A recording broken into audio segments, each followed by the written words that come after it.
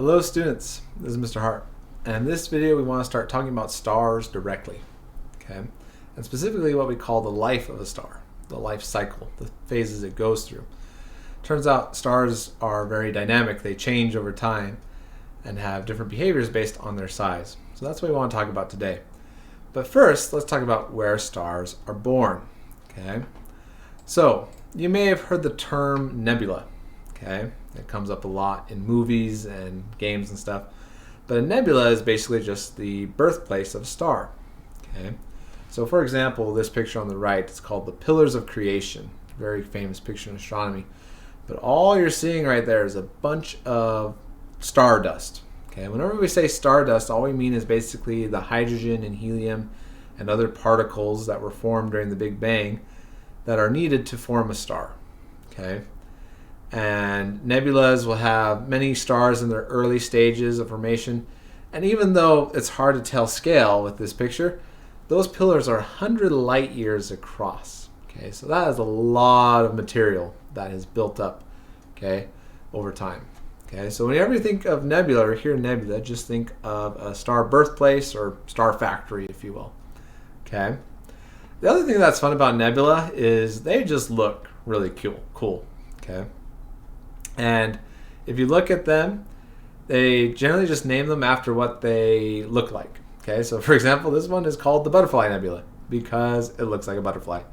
Okay, and this is the famous Crab Nebula. I'm not sure exactly why they call it a crab, because maybe this looks like the shell of a crab, or maybe these kind of look like pincers on the inside. Okay, but again, just really cool looking, really fun to look at, really pretty. But if you zoom in on any of these pictures, right, all you're seeing again is all this stardust, all this material that's gathering together and is going to begin to form stars. Okay, so that brings us to our first term, which is called Nebular Theory. Big fancy word, but all it really means is that all stars form from nebula material. All stars are born from a nebula.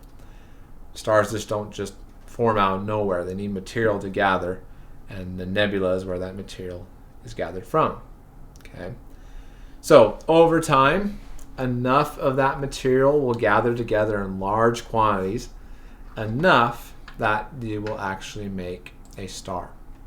Okay, but where does that star actually get its energy from? Okay, why does gathering a lot of material together form a star? Well, it comes from a process of what we call nuclear fusion.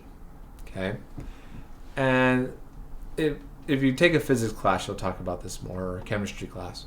But the basic idea is this. Okay, if you take two hydrogen atoms together, they don't want to touch each other. Just like if you take two magnets and they're facing the wrong way, they won't want to come together. Hydrogen's the same way. They don't want to come together because they're two positively charged protons, right? Positively charged particles don't want to be near each other, so they don't go near each other. Okay? But if you have enough gravity pulling down on the object, pushing the object in, eventually there's so much gravity that those two hydrogens will actually fuse together, okay, and release a whole bunch of energy during that fusion process. Excuse me. So that process of hydrogen fusing into helium is what gives stars their immense amount of heat and energy. Okay? If this process is uncontrolled on Earth, it's called a fusion bomb, a nuclear bomb. Okay? So that gives you a sense of how much energy this thing's releasing. But a star has so much material that it can do this for millions to billions of years. Okay?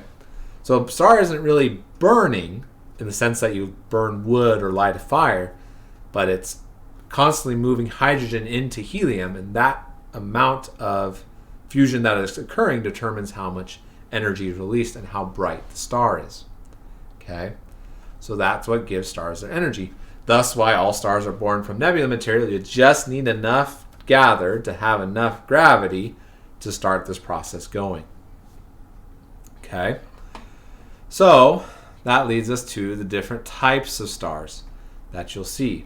Okay, stars are classified based on their temperature and brightness.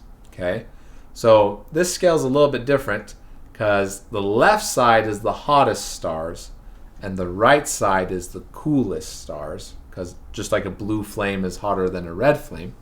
So hotter on the left, cooler on the right. And then we have brightness on this side. So the dimmest stars are on the bottom and the brightest stars on the top. Okay? And brightness you can often associate with size. Okay? It's not exactly the same, but usually the brighter the star, the bigger it is. Okay? So you can generally see a common pattern. The colder a star is, generally the smaller it is. And the brighter a star is, the hotter it is, right? You can see this trend. Increased heat equals increased brightness and size, which makes sense, right? If you have more material to fuse, you're going to burn brighter. Okay? So there's kind of three main kinds of stars we'll see. Okay? Most stars are along what we call this main sequence. Okay? Our sun, in fact, is a little bit more than average, but it's about an average brightness and average temperature. Okay? And most stars spend most of their time in the main sequence. Okay? Later on, we'll talk about this in just a second, some stars will turn into what we call giants or supergiants or red giants. Okay? They'll kind of inflate in size, get really big, and turn really bright and big, but they'll actually burn at a really cold temperature. Okay? And again, we'll explain that in just a second. Then, after the giants die, we get what we call white dwarfs. And white dwarfs actually aren't stars that are still alive. They're actually dead stars. But the core of the star is so hot, the leftover core after a star has died, that core actually still shines in the night, okay, at a certain luminosity from just all that heat that is built up over time. So white dwarfs will actually just glow for, many, many years, even though the star is no longer fusing any material. Okay, so we see this common path of starting in the main sequence, turning into a red giant, and then becoming a white dwarf as the star dies. So we call that the life cycle of a star. So let's talk about that in more detail. Okay, so if you have a star that forms, all stars are going to form from nebular material. But the size of the star determines if it will go up this path or down this path. Okay, so let's start with our sun, an average star. Okay, so you start with some nebular material. After it gathers enough material, it will start to fuse and become a main sequence star, an average star. Okay, so for billions of years, our sun, for example, has been burning for about 5 billion years, and it will burn for about 5 billion more. It will just keep fusing hydrogen into helium for as long as it can. But eventually it's going to run out. It will no longer have enough hydrogen to fuse. Okay? When it only has helium left, you would think the star would die. But in kind of a last-ditch effort to stay alive, if you will, for a few million years, it will start to try and fuse helium into other materials. Okay? That process inflates the star because it is trying to fuse these heavier elements together. Okay, so it becomes really big, but it also burns colder because it's so large and diluted. Okay, so for a couple billion years it stays in main sequence, but for the last few million years it will turn into red giant. But when it can no longer fuse anything more, okay, there's no more helium or even some of the other small elements to fuse together, then that large inflation that occurred, right, it will just send out all the excess material from it, and what's left over is that bright core. Sorry, I can't point to it because of my green screen, but that bright core is left over as that white dwarf.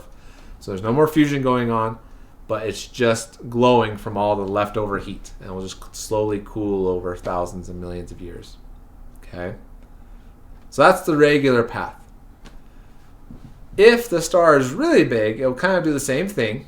It will turn into a massive star, but a main sequence star. It will turn into what we call a red supergiant as it starts to fuse helium into other elements. But then it's so big that it turns into what we call a supernova, which is basically just a massive explosion that sends material across the universe. Okay? And that core is so heavy at that point that it'll either turn into a neutron star or a black hole. Okay, so we'll talk more about this bottom path next time, but just keep this process in mind. If the star is regular size, it will go into this path. If the star is really heavy, it will go down this path and either turn into a neutron star or black hole. Okay. Next time we'll talk about what a neutron star is and what a black hole is. And we'll also talk a little bit about a wormhole, which is often confused with a black hole. Okay. Hopefully that makes sense, and thank you for listening.